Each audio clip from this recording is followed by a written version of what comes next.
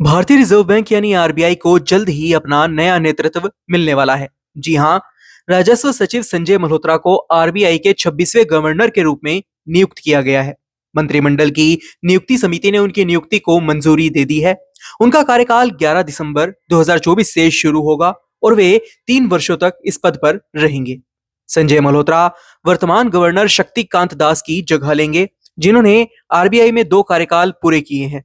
शक्तिकांत दास को दिसंबर 2018 में गवर्नर के रूप में नियुक्त किया गया था और उन्होंने अपने कार्यकाल में कई महत्वपूर्ण आर्थिक चुनौतियों का सामना किया, जैसे कि कोविड-19 महामारी के दौरान आर्थिक स्थिरता बनाए रखना और मुद्रास्फीति पर नियंत्रण। संजय मल्होत्रा 1990 बैच के राजस्थान कैडर के आईएएस अधिकारी हैं। उनके पास वित्त, कराधान, बिजली, सूचना प्रौद्योगिकी और खनन जैसे महत्वपूर्ण क्षेत्रों में 33 वर्षों से अधिक का अनुभव है।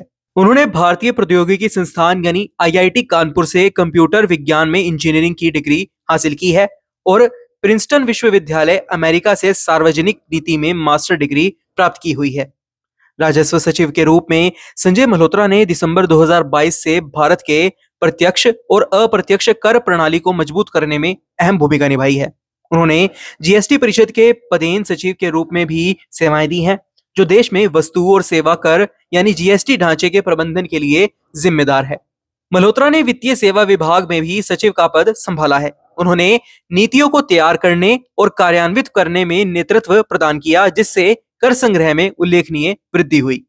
संजय मल्होत्रा ऐसे समय में आरबीआई की जिम्मेदारी संभालने जा रहे हैं जब देश मुद्रास्फीति नियंत्रण और आर्थिक विकास में मंदी जैसी चुनौतियों का सामना कर रहा है। रिजर्व बैंक की प्राथमिकता वर्तमान आर्थिक अस्थिरता को दूर करने और भारत की आर्थिक वृद्धि को गति देने पर होगी। संजय मल्होत्रा के सामने कुछ ये मुख्य कार्य रहेंगे, जिसमें महत्वपूर्ण रूप से देश में महंगाई को काबू में रखना और उपभोक्ताओं पर विश्वास बनाए रखना होगा। इसके अलावा नीतियों के माध्यम से आर्थिक मंदी को दूर करना और रोजगार के अवसर बढ़ाना, बैंकिंग और वित्तीय संस्थानों की मजबूती सुनिश्चित करना, भारत के डिजिटल इकोनॉमी को और मजबूत करना जैसे विशेष मुख्य कार्य उनके सामने रहेंगे। संजय मल्होत्रा की नियुक्ति ऐसे समय पर हुई है जब देश आर्थिक मोर्चे पर महत्वपूर्ण बदलावों का सामना कर रहा है।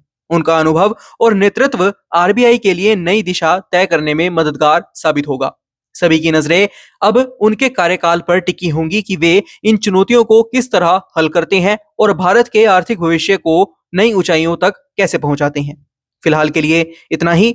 इस पूरी खबर पर आपकी क्या राय है, हमें कमेंट बॉक्स में जरूर बताइएगा। एक बार फिर से लौटेंगे एक नई अपडेट के साथ।